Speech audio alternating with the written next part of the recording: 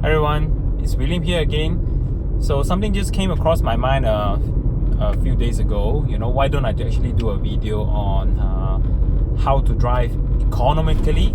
So hopefully that actually can help you, save a bit of petrol and maybe increase the range that you can go with your petrol that you pump usually right now.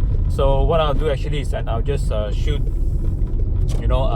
my journey to my destination right now, and along the way maybe I'll just share a little bit on what is the good driving tips to help you in your driving so that you can actually reduce your fuel consumption. Okay, right, so first thing that you will find very useful is that if your car actually has an instant fuel consumption reading, to show you what would be how much are you actually stepping on the gas and how much your vehicle is actually drinking up the fuel and all that. But of course this thing is not like to say extremely accurate, but however, if you have this in your car, it will be a good measure to actually to let you know, or maybe to understand a little bit better what is your driving behavior. Another thing that would be very helpful, if especially if you're at a standstill, would be that if your car have the eco StartStop. So I know some people don't like this function, but this function actually really helps you to save a lot of petrol usage, because why keep your engine running when you can save petrol by switching it off, right? So in situations when we're idling like currently, if you have an eco start-stop function of the vehicle, the function will help you to switch off your engine, because why should you be using any petrol to keep the engine running when you're not going anywhere? So you're just wasting that the petrol over there. So if you have that function, keep it on, that will help you a little bit. Of course, some people may not like it, but yeah, it actually helps you in terms of your fuel consumption. The newer cars, most of them will have, even your Myvi nowadays, you will have it at some of the variants of the vehicle. I believe the Beza, the highest range, will have it as well. Okay, so the light has just turned green in front, and what we want to do actually is to really ease off your brake pedal and then really just let it roll slowly in front. Okay, you don't want to be stepping too hard. Okay, like if you can see on my fuel meter right now, I'm hitting about 13 to 15 kind of what do you call this, fuel consumption. Okay, oops, yes, just turned green. Okay, so a good way to drive economically is to really look far ahead. Of course, just now we cannot see because it's actually a blind corner. You should look far ahead to detect any possibilities of slowing down. Okay, you don't want to be stepping on your gas all the way until to the point and you do rather hard braking, because you're wasting fuel in just going until to the point where you start braking, because you can actually coast, or meaning to say you don't step on the brakes, you don't step on your gas, that part your vehicle will still move with certain speed. So yeah, it's a good idea to actually look forward, far ahead, to know when you can actually let your car cruise.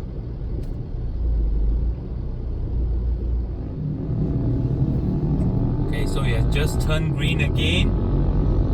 Okay, so like I said earlier, we will just ease into the acceleration, not going too hard. We don't want to upset the acceleration. Of course, if you are slow, you're trying to conserve fuel, okay, move aside. Don't be an ass in the middle of the road blocking cars that is faster than you that doesn't care about fuel economy. Okay, move aside. And if there's an uphill, okay, don't try bother accelerating into the hill. Okay, instead what we're going to do is just keep your acceleration as constant as possible. We don't want sudden deceleration, we don't want sudden acceleration. Okay, like now what I'm seeing in front is that there's slow down the vehicles. I'm just going to coast off. You can see my fuel meter, it's going to show there is no fuel consumption. Okay, And by doing this, you don't only save on your fuel consumption, you're actually saving on your brake pads as well, because you're not doing harsh or harder kind of braking. Okay, so you're just braking in a very gentle way, so that actually can help prolong your brake life. Alright, so yeah, there's a lot of vehicles on the right side where we will be going. Okay, just gonna keep my signals on, slowly move out to the right. Okay, and then find a good sweet spot, a kind soul that will let me through. Okay, I hope that we don't have to force our way through here. Thank you very much.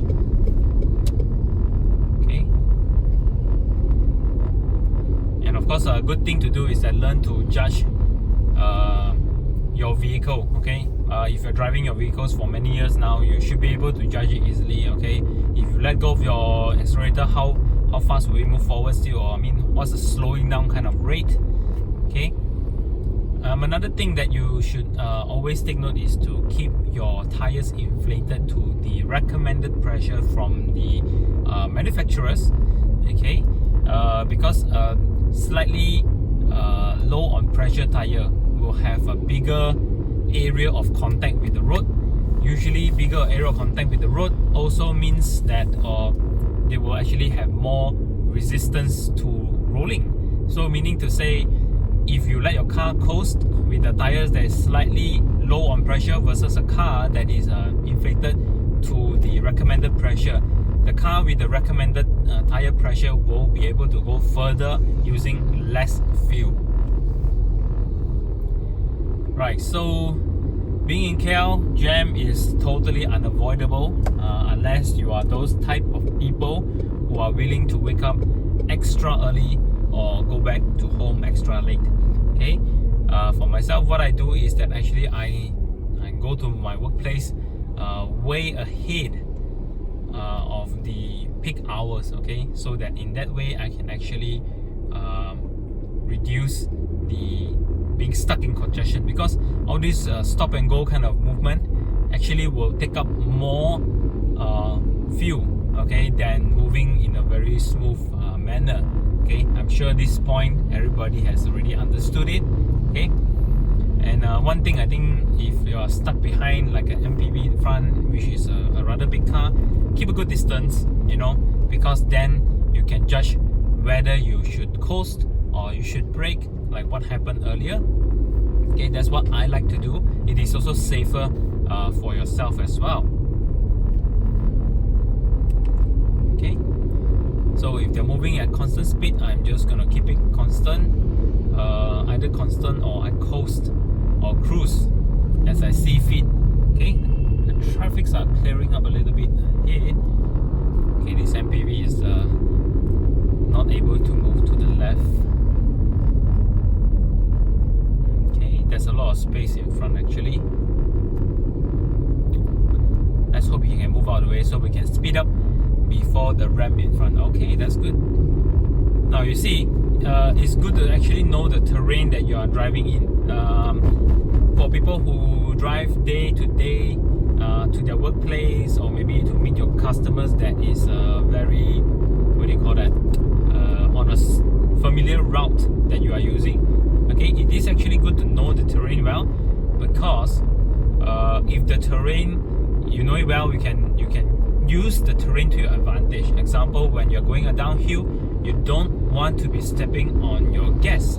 Okay, it's if the terrain is uphill, then you should know you should gather some speed before hitting that ramp up, and then you keep your accelerator at a constant. Okay, so right now here we are having a bit of the downhill. Okay, so we're just gonna let it cruise a little bit, keeping a good distance from the car ahead, and not being a dick to the car behind. Okay, because he's not that fast as well. Alright, it's also starting to rain a little. One thing that we cannot avoid, if it rains, your fuel consumption will suffer dramatically. Okay, because there's just so much water on your vehicle that you need to carry with you, your engine has to work harder to carry it, and not to mention the higher resistance, from the road because of the water. Okay. So downhill here. So we're just gonna let it cruise down. Okay. So whatever I'm sharing here, of course, is only good for the automatic transmission. Manual transmission, you have a totally different set of skills to help you to reduce your fuel consumption. Yeah. Okay. So as you can see, we have brake pretty early. Okay. So if you see a traffic light, in fact, sometimes what I do is that I'm not going to talk about it because we don't have a traffic light here. So ideally, what you want to do is that you want to keep your car moving and prevent it from coming to a standstill, okay? Because coming to a standstill and getting from the goal is gonna hurt you more in terms of the fuel consumption. Okay, so keep your vehicle on the move. Try not to come to a standstill.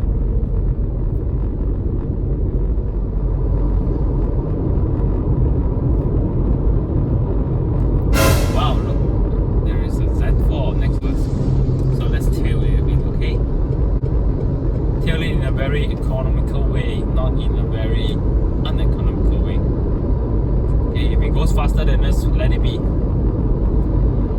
Of course, whatever that I'm sharing here, can you apply it every single day?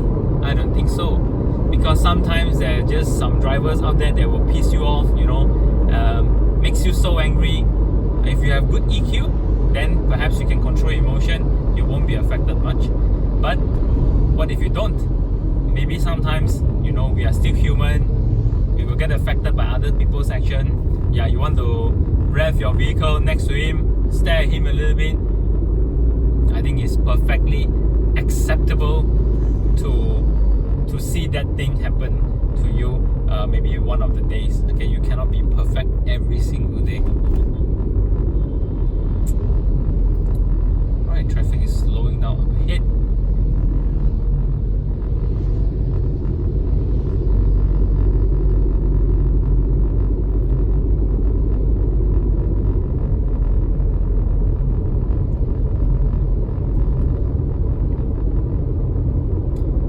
So here is actually the terrain is a little bit of a downhill for those who are very familiar with the road. So we're gonna just let it roll a bit smoothly. Okay, it's coming to a slow down. Of course, this road, the LDB, is very notorious for the jam. Okay, it's always jam on Monday to Friday during the peak hours like crazy. Okay, it's not a road I commonly use, just that today I have to go to a certain location in PJ. So yeah, that's why I'm using this road. Otherwise, I would totally skip this road, to go back to my house. Not sure you can see in the camera, okay, but there's an uphill towards the bridge there. Yeah. So unfortunately, if your route to your workplace from your home is full of uphill and downhill, like one of my previous workplace, then sadly to say, your fuel consumption will definitely shoot sky high. Okay, that cannot be helped. Like currently, I have to work a little bit further, and I travel, on highways a little bit more, so I can keep my vehicle speed rather constant. So it actually helped me with my fuel consumption.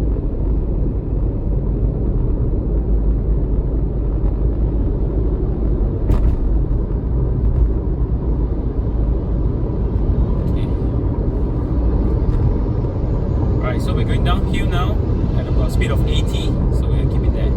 Okay, let it roll.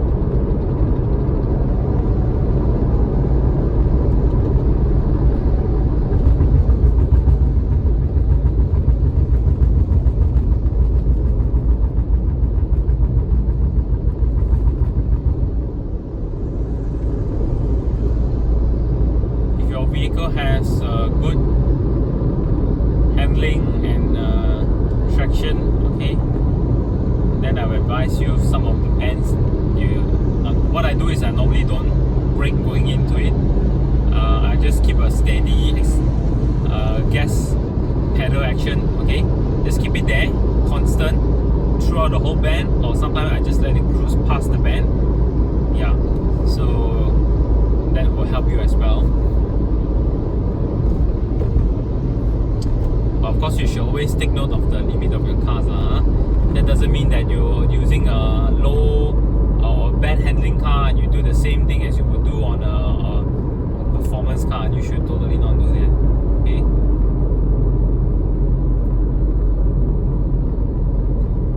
So like what happened just now, just only I actually brake a little bit harder than the Z4 in front of us, because what I want to do is that I want to let the traffic ease up a little bit ahead if they can, so that I can just maintain the speed, the momentum. Okay, but it looks like it's not happening to us. We're gonna come to a standstill, unfortunately. Now, although the mantra is that we should keep ourselves, the vehicle rolling, right? Does it mean that we should switch from left to right in a traffic jam like this just to maintain the vehicle moving? No, okay? For safety purpose, drive in a proper manner. Signal when you need to, tell people where you're going, okay? And then always look far ahead, like maybe 1 or 2 cars ahead if you can, wherever your vision permits. Otherwise, try to use good judgment, so that you don't be a danger to people, and also you don't piss people off.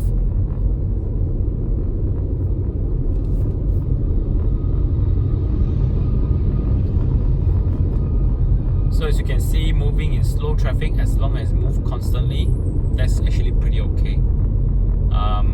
But you have noticed earlier, whenever I move from the standstill, that's when my fuel consumption, the instant fuel consumption, will shoot high.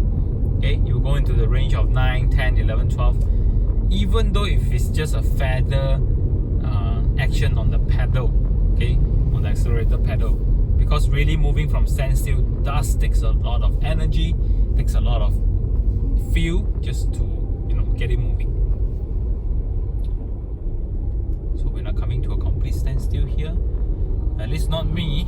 The cars in front looks like they are. Okay.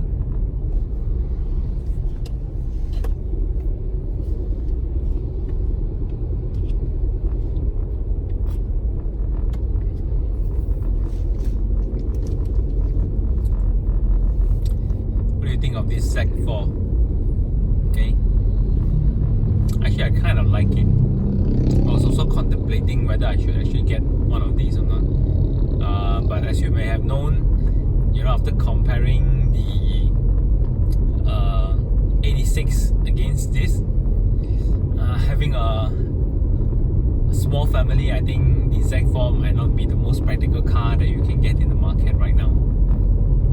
Okay, so that's why, even though it looks good, much more cheaper compared to the 86, I still think the 86 has a bit of advantage here. Okay, both are fun cars, I believe. So what do you do in the times like this when you're in a jam? Nothing much you can do. Just pray.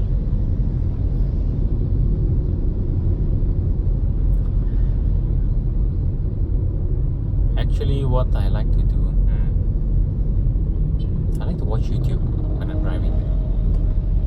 Not really watching per se, but it's more like let it run in the background and then listen to whatever the person is saying in the video.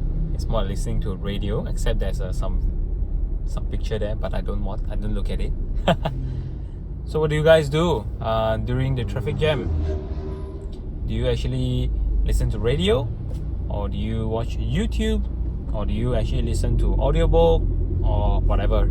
Okay, share with us. Put down your comments. Actually, what do you do when it comes to traffic jam? How do you pass time, especially in the terrible traffic jam in KL during the peak hours? Alright, share with us. We would like to know about what you do, help you elevate in terms of the boringness being stuck in the car. Okay?